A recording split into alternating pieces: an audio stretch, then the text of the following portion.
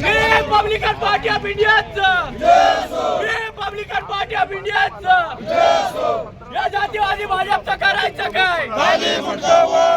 या जातीवादी भाजपचं करायचं काय? कराड साहेब असतील, त्यानंतर सावे साहेब असतील, त्यानंतर तिथं त्यांचे पदाधिकारी असतील. त्यांनी 4 ते 5 वेळेस आमच्यासोबत मीटिंग केली.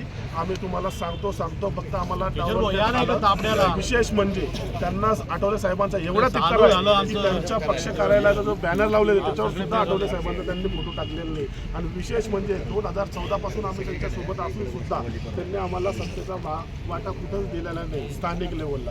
राहिली दुसरी गोष्ट सर्वात महत्त्वाची, माझा आरोप एक डायरेक्ट त्यांना आहे की SC मतदान त्यांना आहे ना लोकसभेच्या वेळेला विधानसभेच्या वेळेला लागतं, पण जेव्हा SCला कुठंतरी सत्तेचा वाटा द्यायचा विषय असतो तेव्हा त्यांना आहे ना तो दिवशी वाटप नाही. त्यांच्या मनात खूप जातीवाद भरलेला आहे. आम्हाला लक्षात आलं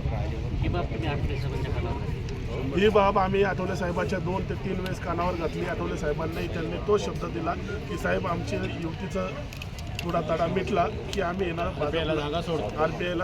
त्याला बोलू देतो. कालपर्यंत आम्हाला त्या पक्षाकडून एवढाच निरोप होता की तुम्ही थोडंसं दम मारा. आमचं हे एवढं झालं की आम्ही तुम्हाला 100% किमान 4 ते 5 जागा तरी देऊ. आणि आज वेळ संपलेला आहे, सगळा वेळ गेलेला आहे. तुमची तयारी झालेली होती?